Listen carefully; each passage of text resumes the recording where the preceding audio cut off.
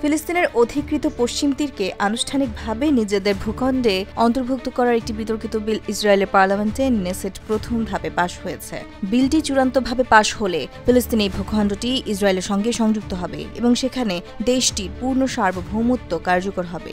বুধবার মাত্র এক ভোটের ব্যবধানে 25-24 ভোটে বিলটি অনুমোদিত হয় বলে ইসরায়েলের স্থানীয় গণমাধ্যমের বরাত দিয়ে জানিয়েছে আল জাজিরা। তবে প্রধানমন্ত্রী বেনিয়ামিন নেতানিয়াহুর প্রস্তাবটি বিরোধিতা করেছেন। তার নেতৃত্বাধীন লিকুদ পার্টির বেশিরভাগ সদস্য ভোটদানে অংশ নেননি বা বিরত থাকেন, কিন্তু দলের প্রবীণ সদস্য ইউলি অ্যাডেলস্টাইন প্রধানমন্ত্রীর অবস্থানের বিপরীতে ভোট দেন, যা বিলটি পাশে নির্ণায়ক ভূমিকা রাখে।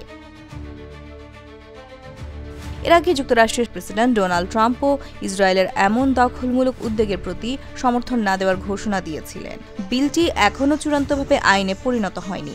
নেসেটে আরও কয়েকটি ধাপের অনুমোদন পেলে সেটি কার্যকর হবে। তবে বিশ্লেষকদের মতে এই পদক্ষেপ ইসরায়েলের অভ্যন্তরীণ রাজনীতিতে নতুন বিভাজন সৃষ্টি করতে পারে এবং আন্তর্জাতিক অঙ্গনে দেশটির উপর কূটনৈতিক চাপ বাড়াবে। আন্তর্জাতিক আইন অনুযায়ী পশ্চিম তীরের আনুষ্ঠানিক দখল স্পষ্টভাবে অবৈধ। এমন পদক্ষেপ ফিলিস্তিনি রাষ্ট্র প্রতিষ্ঠার পথে বড় বাধা হয়ে দাঁড়াতে পারে এবং মধ্যপ্রাচ্যের উত্তেজনা আরও তীব্র করার আশঙ্কা রয়েছে।